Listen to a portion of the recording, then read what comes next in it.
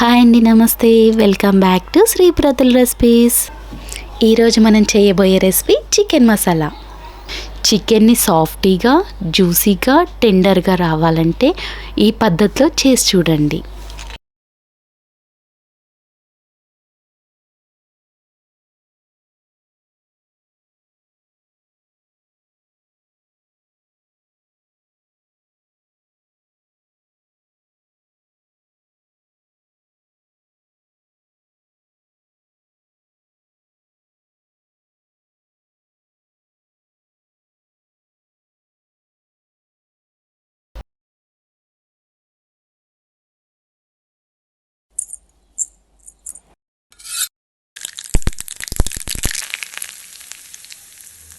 ముందుగా 1 kg చికెన్ని clean చేసి పెట్టుకున్నాను.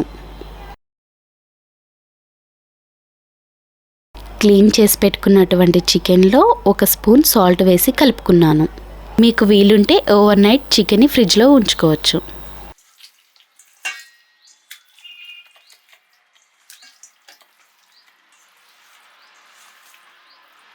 చికెన్ని ఫ్రిడ్జ్లోంచి తీసిన తర్వాత రూమ్ టెంపరేచర్ వచ్చే వరకు బయట ఉంచుకుందాం. ముందుగా స్టవ్ ఆన్ చేసుకుని దలసరి కడాయి పెట్టుకుందాం. ఎందుకోసం అంటున్నానంటే మనం వేసే మసాలాలు, అల్లం వెల్లుల్లి పేస్టు కింద అడుగంటకుండా మాడకుండా ఉంటాయని. ఇక్కడ నేను గుంటగడ్డతో ఆయిల్ తీసుకుంటున్నాను. ఇది సుమారు 5 నుంచి 6 టేబుల్ స్పూన్లు ఉంటుంది. ఆయిల్ వేడెక్కిన తర్వాత చిటికెడు సాల్ట్ వేస్తున్నాను. సాల్ట్ ఎందుకు వేసుకుంటున్నాను? ఆయిల్ క్లీన్ అవ్వడానికి మరియు తిన్నా కూడా వేడి చేయకుండా ఉంటుంది. 1/2 స్పూన్ ఆవాలు. ఈ రెసిపీ కోసం ముందుగా మీడియం సైజ్ 2 ఉల్లిపాయలు తీసుకుని కట్ చేసి పెట్టుకున్నాను. కట్ చేసి పెట్టుకున్నటువంటి ఉల్లిపాయ ముక్కల్ని ఇప్పుడు వేసుకుందాము.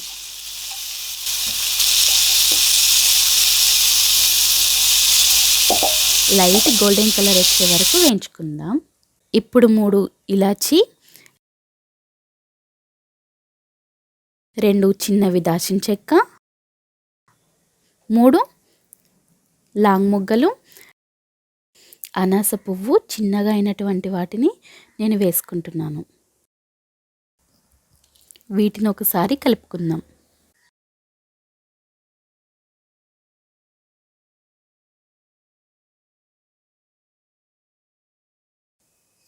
దీన్ని పాండన్ లీవ్ అంటారు. నేను దీన్ని చిన్న చిన్న ముక్కల కింద కోసి వేసుకుంటున్నాను. ఇది వేయడం వల్ల మంచి సువాసన వస్తుంది. 1 టేబుల్ స్పూన్ ఫ్రెష్గా దంచినటువంటి అల్లం వెల్లుల్లి పేస్ట్ వేసుకుంటున్నా. పచ్చి వాసన పోయేంత వరకు వేయించుకుందాం.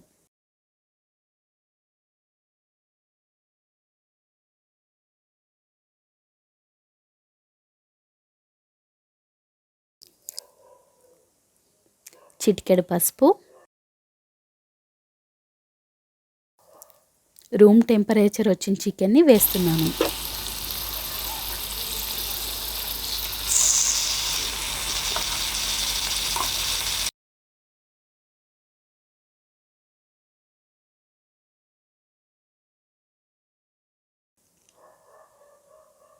ఇప్పుడు మంటని మీడియంలో పెట్టుకుని చికెన్ని వేయించుకుందాం. చికెన్ వేగే లోపల ఈ సైజ్ టమాటాలని పేస్ట్ చేసి పెట్టుకుందాం. ఇప్పుడు మూత పెట్టి మగ్గనివ్వాలి. మధ్య మధ్యలో మూత తీసి కలుపుతూ ఉండండి, ఎందుకంటే కింద అడుగంటకుండా ఉంటుంది కాబట్టి.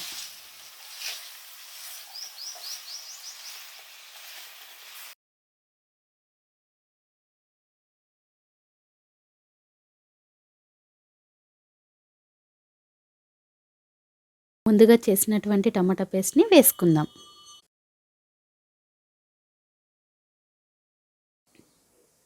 ఇప్పుడు నెమ్మదిగా కదుపుకుంటూ ఉండండి, ఎందుకంటే ముక్కలు విడిపోయే ఛాన్సెస్ ఉంటాయి కాబట్టి.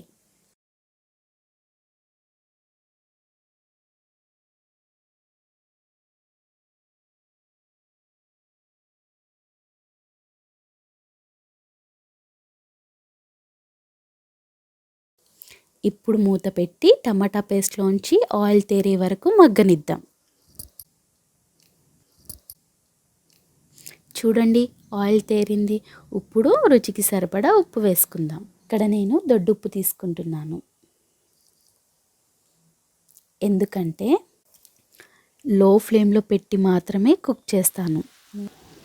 మీరు కనుక ఫ్లేమ్ని కరెక్ట్ పెట్టకపోతే దొడ్డుప్పు కరిగే ఛాన్సెస్ ఉండవద్దు. ఎందుకంటే మనం ఇందులో వాటర్ పోయకుండా కుక్ చేస్తున్నాం కాబట్టి. ఫ్లేమ్ అడ్జస్ట్ కాదనుకుంటే ఈ ప్లేస్లో మెత్తనుప్పును కూడా వాడుకోవచ్చు. నేను ఇక్కడ 3 టేబుల్ స్పూన్ కారం వేస్తున్నాను. నాన్ వెజ్కి ఎప్పుడు స్పైసీగా ఉంటేనే టేస్టీగా ఉంటుంది. మీరు తినే కారాన్ని బట్టి అడ్జస్ట్ చేసుకుని వేసుకోండి. నెమ్మదిగా ముక్కలు విడిపోకుండా కలుపుకుందాం.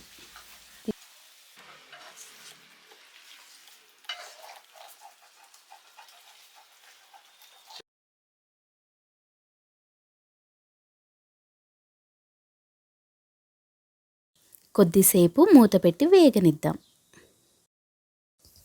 ఇప్పుడు మూత తీసి ఫ్లేమ్ సిమ్లో పెట్టుకుందాం.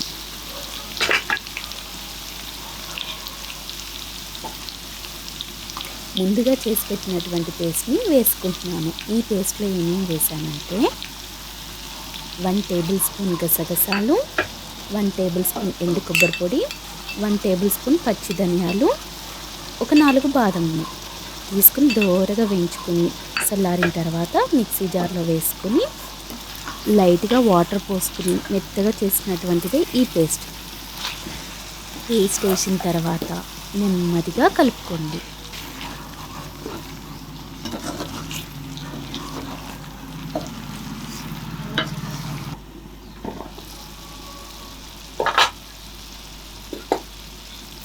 ఇప్పుడు 100 గ్రాముల పెరుగులో ఒక 1/2 టేబుల్ స్పూన్ మిరియాల పొడి వేసుకుని మెత్తగా కలుపుకుని చికెన్లో వేసుకుని కలుపుకోవడమే.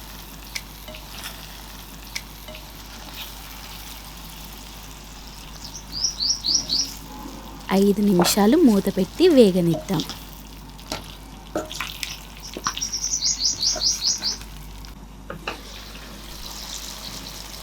మూత తీసి చూస్తే ఇట్లా ఆయిల్ తేరింది చూడండి. ఇలా ఆయిల్ తేరిందంటే చికెన్ మసాలా రెడీ. ఇప్పుడు కొత్తిమీరతో గార్నిష్ చేసుకుందాం.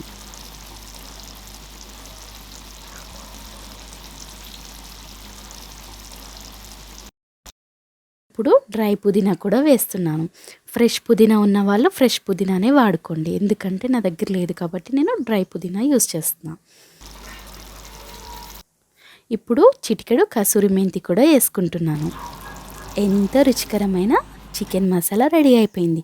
ఈ మసాలాని మనం రైస్తో కానీ చపాతీతో కానీ దేనితో అన్నా తీసుకోవచ్చు. ఈ చికెన్ మసాలా పీసెస్తో సహా గ్రేవీని మొత్తం తినేయచ్చు, అంతలా ఉంటుంది మరి ఈ చికెన్ మసాలా. ఒక్కసారి కనుక ఈ డిష్ని చిన్నపిల్లలు చేసి పెట్టారంటే మళ్ళీ మళ్ళీ మీతో అడిగి మరీ చేయించుకొని తింటారు. ఎందుకంటే అంత సాఫ్టీగా జ్యూసీగా అంత టేస్టీగా ఉంటుంది మరి ఈ చికెన్ మసాలాని మీరు ట్రై చేయండి, తింటూ ఎంజాయ్ చేయండి. అలానే ఈ రెసిపీ ఎలా వచ్చిందో మాకు కామెంట్ చేయండి. ఇలాంటి మరిన్ని వీడియోస్ కోసం లైక్ చేయండి, షేర్ చేయండి, మా ఛానల్ని సబ్స్క్రైబ్ చేసుకోండి. వీడియో చూసినందుకు ధన్యవాదాలు.